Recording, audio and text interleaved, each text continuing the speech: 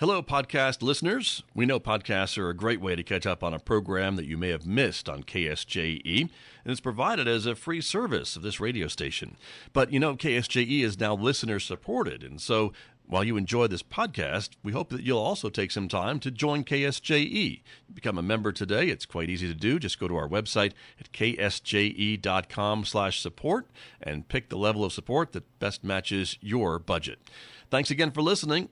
Here's your podcast.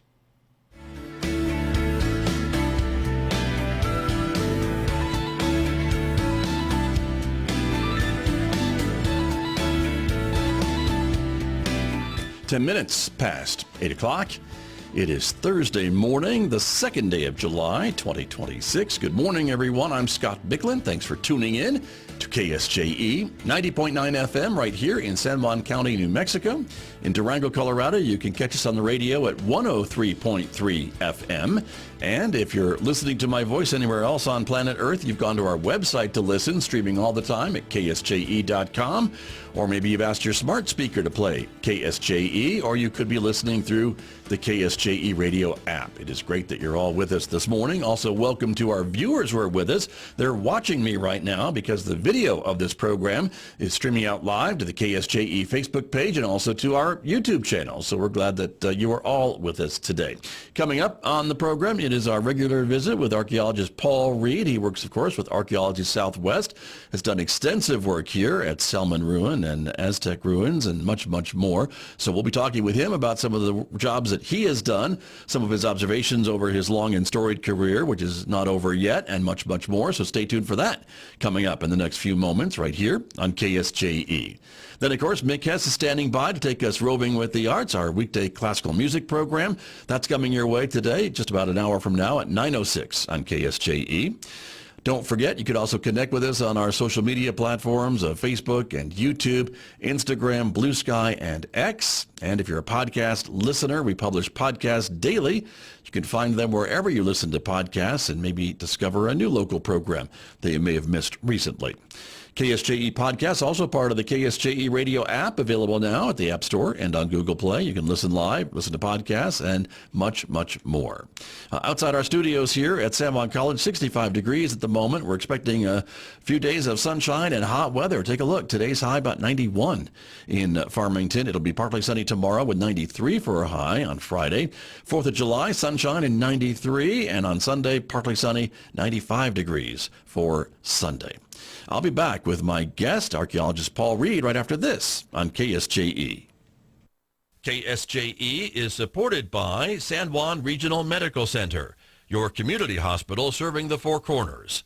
With a 115-year history of improving the quality of life, health, and care of individuals and families throughout our region. When life happens, San Juan Regional Medical Center is here to serve everybody. Find out more at sanjuanregional.com.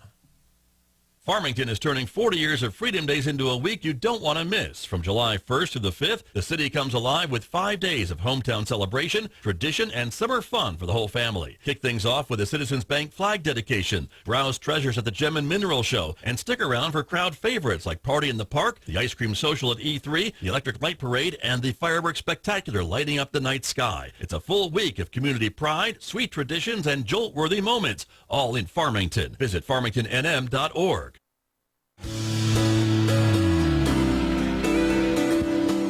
Now back to Studio A and the award-winning Scott Michlin morning program on KSJE.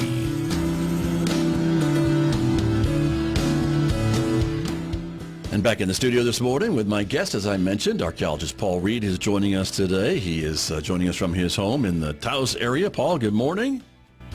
Hello, Scott. Nice to be back on with you. Good to have you here. We can see you and hear you. I'm always amazed by the technology, and so we appreciate you being here, especially with a busy holiday weekend ahead. But the focus of the show today is kind of an open potpourri, if you will, of asking you questions about your career. We call it, you call it, and I agree with you, Grill the Archaeologist, because 'tis the season, right, for summer barbecues and things like that, and it's hot enough that we could put you on the hot seat, I suppose. Yes, fire away, as they say. Gotcha. Well, I don't think it'll be too much Well, we'll see what we find out about you and your career, of course. Now, how long have you been an archaeologist? Let's start there, because it has been a long and storied career, as I said. Well, thank you. I think you're a little too kind to me, Scott. But yeah, I actually worked my first archaeological project for pay. I think it was a whopping total of $6 an hour back in 1985. So Okay. that would be, if I can do the math, 41 years. How about that? How about that? All right. And so with all that, has there been, what is the strangest or most interesting thing that you have found on an archaeological dig, if you will? Yeah, so this is it's one of those very interesting questions because, of course, a lot of people are drawn to the field of archaeology, the study of the past, because of, what we perceive to be a lot of times as the exotic nature of the way people lived in the past. So I actually like this question for a slightly different reason because, there's a couple different sides to this, honestly.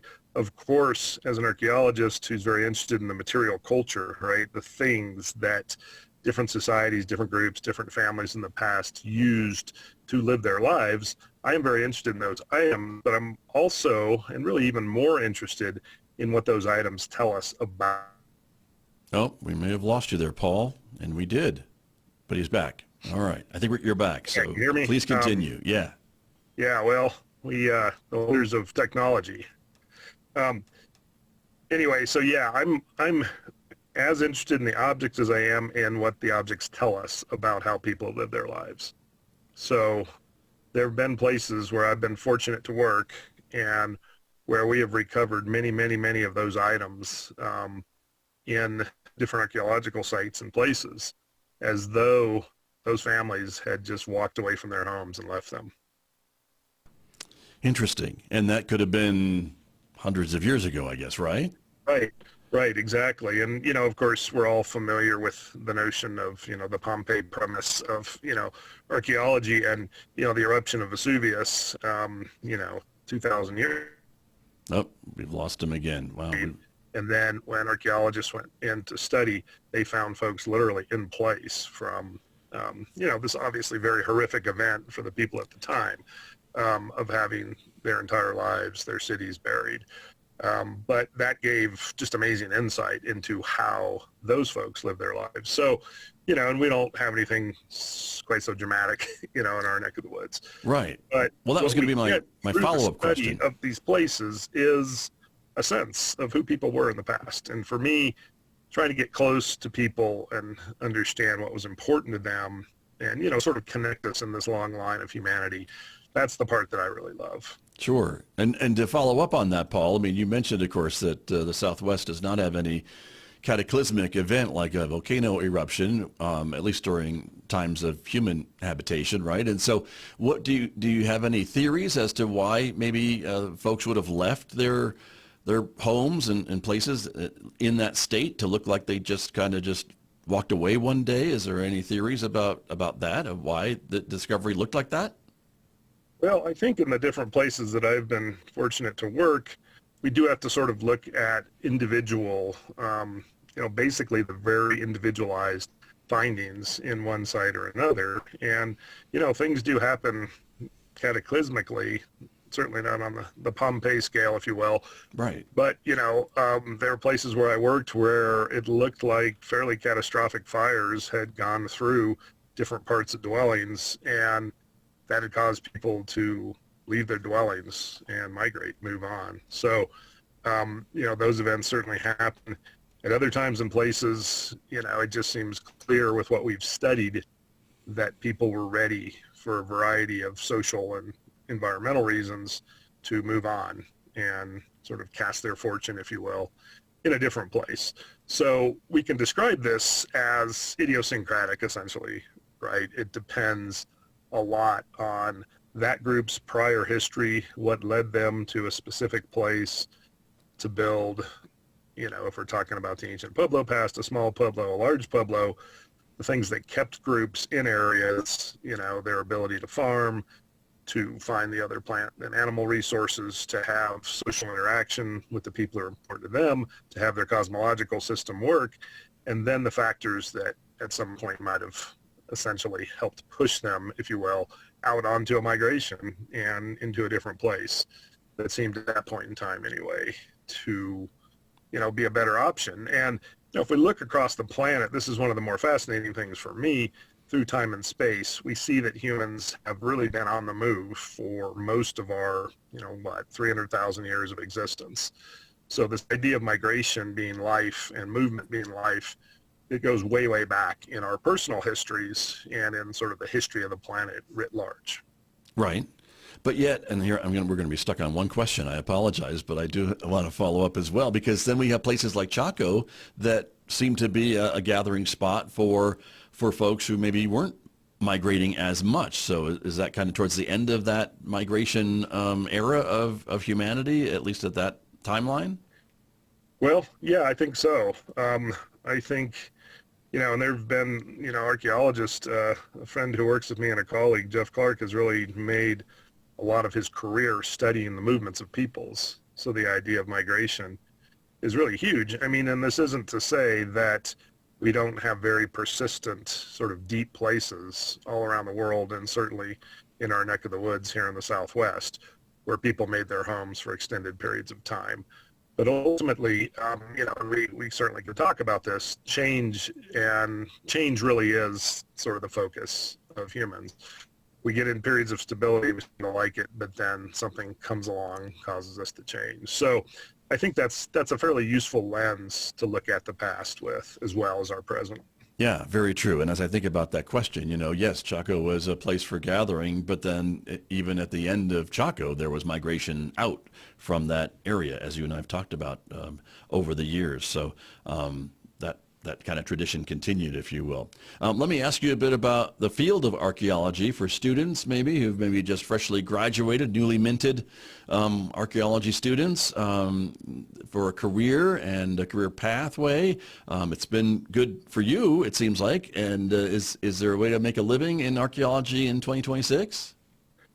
Yeah, I definitely think there is. There have been some recent studies with different research groups looking at sort of those college degrees that, from a purely economic standpoint are supposedly not good choices for students, right?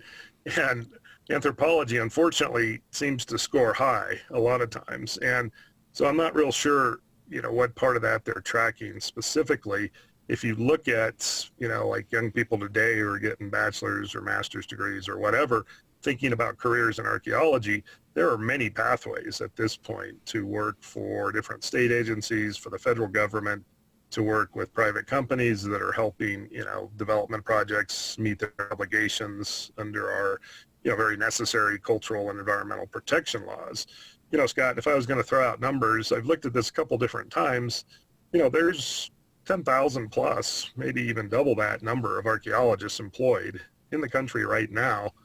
One of the organizations that I belong to is a nationwide organization, I think we've talked about before, the Society for American Archaeology. This, sort of started 100 years ago as an academically focused group. There's a whole lot of folks in the organization now who work in different, consulting level jobs, who are preservation or archaeology experts for agencies, for states. There's a number of Indigenous members who work for their own tribes or work for other agencies. So I think it's, at this point, there's a fairly broad base of jobs that support archaeology and, again, continue to preserve and conserve the nation's amazing, archaeological and record. But, we are seeing some challenges now with the current federal government wanting to curtail some of these protections. So, and again, this is back to our theme of, well, what is actually permanent, right, in our world where there's change happening. So there are some definite challenges that are faced at this point. The other side of this, of course, is that there are many more opportunities now for young people from different Indigenous and Native groups across the country to get involved in studying and managing their own heritage. So, I'm optimistic about these different futures as we look at them. Got you. Interesting. And would you say, Paul Reed, that archaeology, like other professions, broadcasting, maybe others, that folks getting into it kind of have to pay their dues, spend a few years, maybe working literally maybe in the trenches or some of that grunt work? That's just kind of how it works in some professions. Would archaeology be the same? Yeah, I definitely think so. The model, if you will, is to do the book learning, right? To get one or more degrees through a university or college. But what's really great about archaeology, the way we've done it, at least, for a few decades, is that students also get opportunities to participate in field projects. So, and those are opportunities that really add to the book learning, the classroom learning. And then once individuals, complete whatever degree they're seeking, they find employment, and they'll be in positions where they're working on projects, learning if they're doing excavations, which, as we've talked, are not as common as they once were, or they're out in the field learning survey, they're learning different aspects of landscape management, and they're working with, usually older folks, more experienced folks who are mentoring and sharing their knowledge. So, I think it's a process. Certainly if we think about the modern world and sort of our social media obsession, not to go down that rabbit hole exactly, but, there is this idea that if you get good with video and, creating things in YouTube and TikTok, that you can bounce to, mega stardom fairly quickly. I will tell you, in this field, that's a little harder to pull off. So the notion of paying dues and learning things from the ground up, I think that's pretty useful in whatever field that we're talking about, and certainly in this one. Sure. But Paul Reed, I think you may have just inspired the world's first archaeology promoter on social media, or influencer, with those comments. You never know.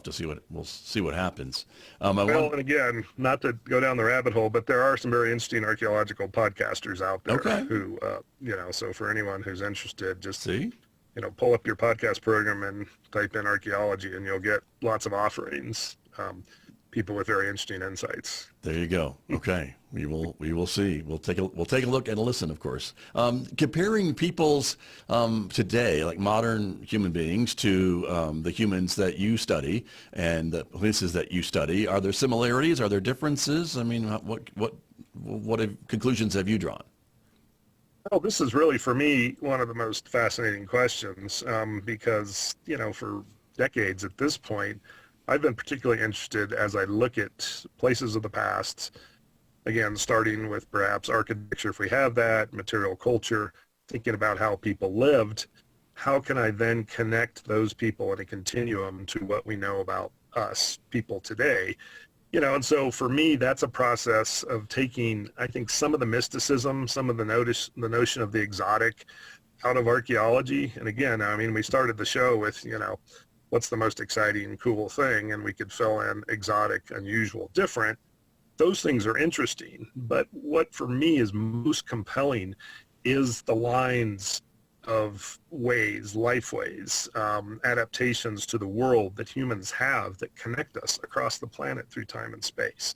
So that's something that I'm particularly interested in. So I feel, as I'm looking at different places of the past, and this could be in Indigenous America, it could be in my own heritage. Back in Ireland, I've been fortunate to make a couple of trips and spend some time trying to understand my own Indigenous Irish roots. What I'm interested in is people are really trying to solve the same problems in almost every time period that we look at history. And what they bring to that, though, can be very different, of course, right? With language, with different aspects of culture, and those things that have come up in the specific traditions of one area or another.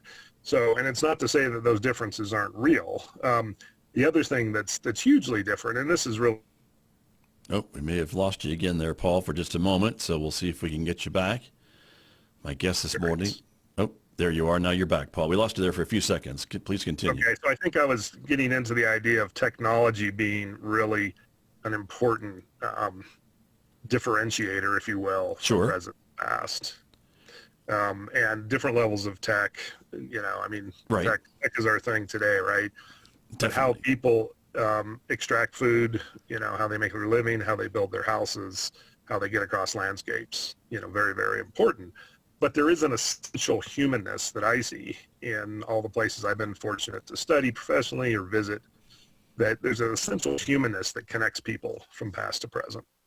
Gotcha. And would you say too that there were some of those, maybe that hierarchy of needs, I guess, is common throughout history of, finding shelter and food and protecting one's family or at least, social group or things like that, and then moving on to other higher reaches, higher thoughts and things like that? Is that something that we can trace back through a lot of this history to a certain degree?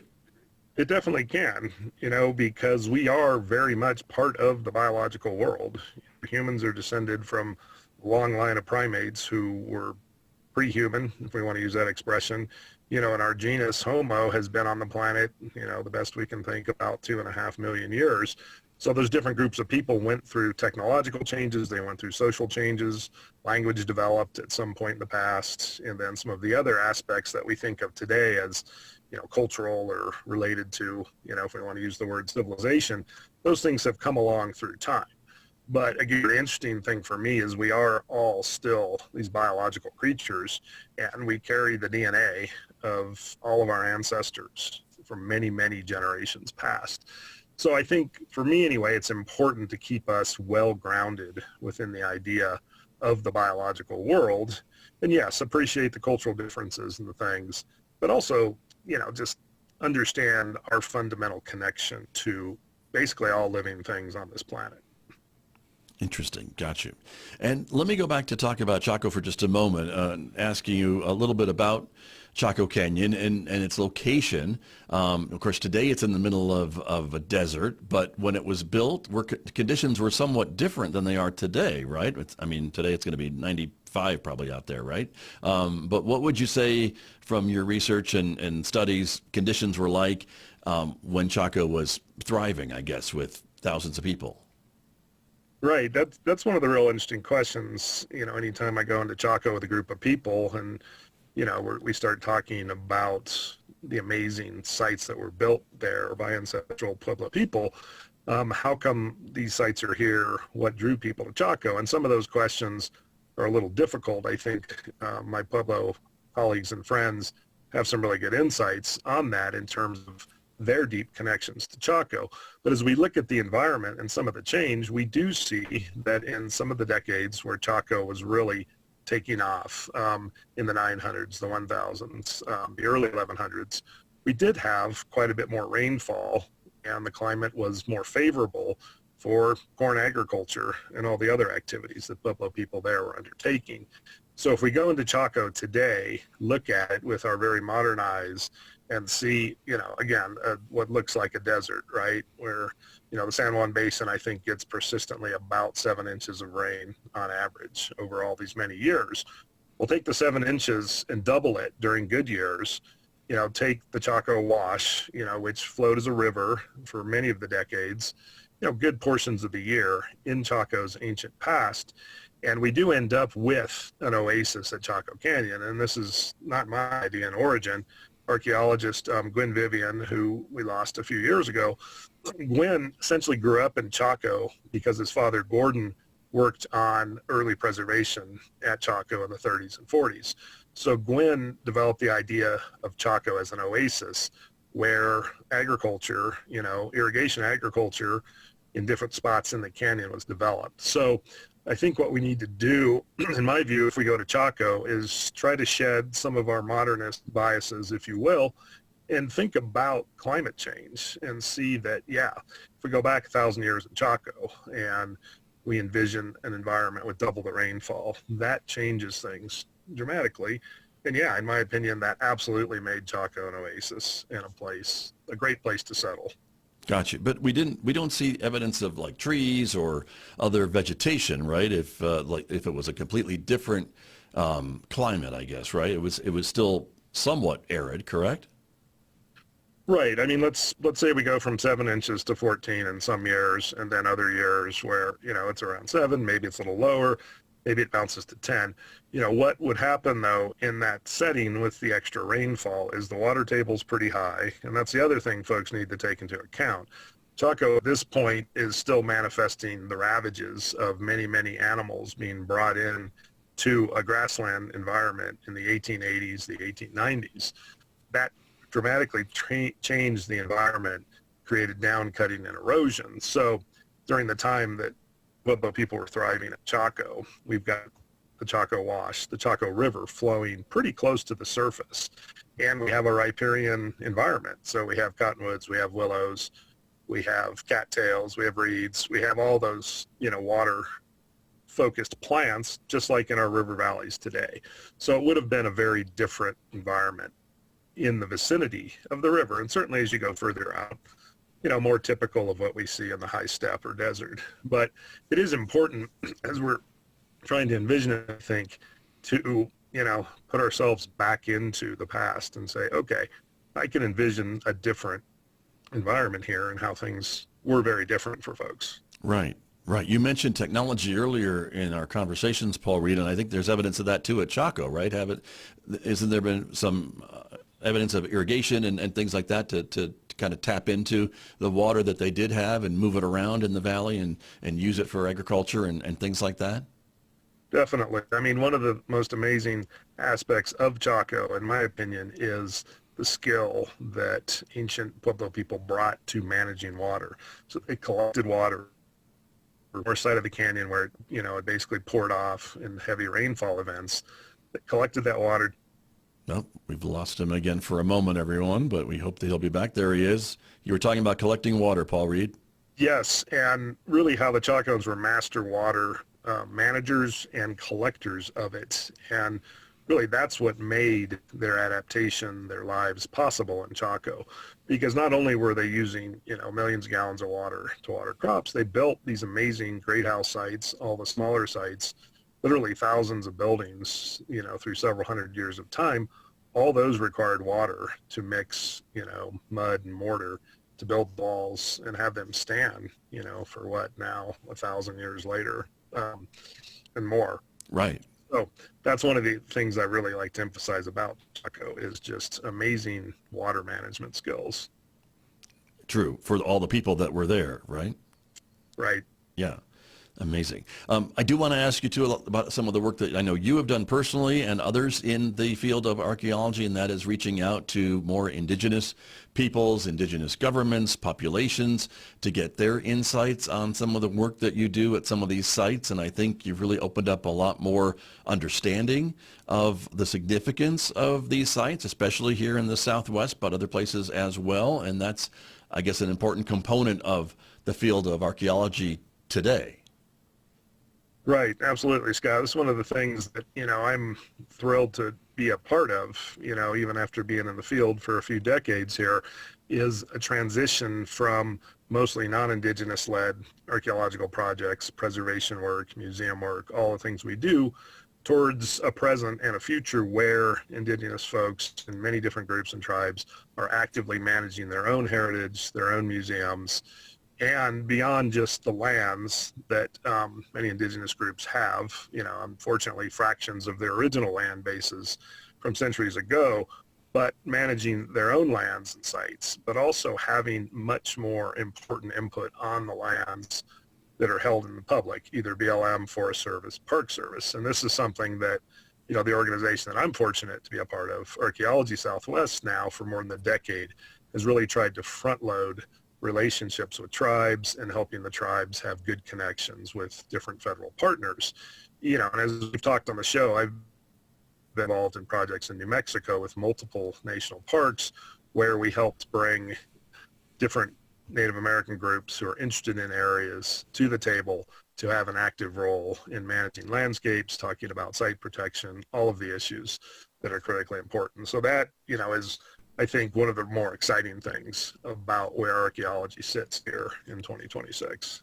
True. Very interesting. Well, kudos to you and the others in the field of archaeology who are doing this work to reach out and add these important voices to the conversation. Probably time for maybe one more question, Paul Reed, and I guess I want to ask you a little bit about being at those sites. It's hot, it's dusty, there's a lot of work. You're sifting through, as I imagine it, and please correct me if I'm wrong, but you're sifting through dirt and looking at layers and things like that. And I imagine there's a lot of just constant work before a discovery is made or things like that. Is there a lot of boredom at those sites, or are there things that you were able to do to keep it interesting and finding stuff at regular intervals, I guess is what I'm trying to understand. Can you take us through a little bit of a day like that?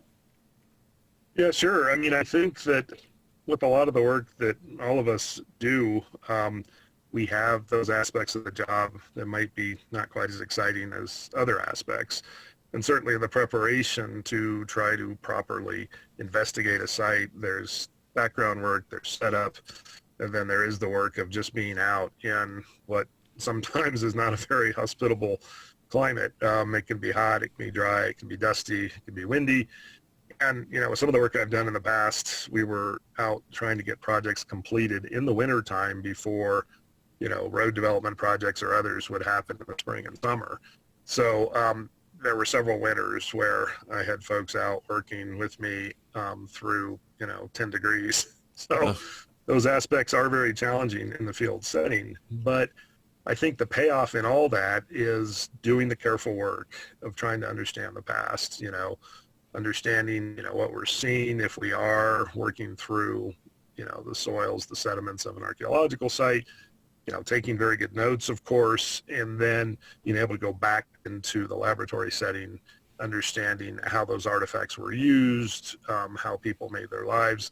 And ultimately, for me, the big payoff then is to be able to, obviously write a report that meets the requirement of whatever project, but then be able to do the public outreach, like your radio show, Scott, like lectures and tours that takes us from sort of the daily grind, being out in the field, some of the work that is challenging, to a better understanding. And then beyond that, really doing what continues to be a challenge in this field and other scientific fields, to take the information and try to convey it to the public in a way that makes sense, is not overly laden with jargon, technical terms, and really, again, kind of my big theme here is connecting people today to the people in the past and having that understanding, if you will, that flow, that river of understanding be a little more clear to people. And if there's just a couple of people who have that experience and then can say, okay, this is an amazing place.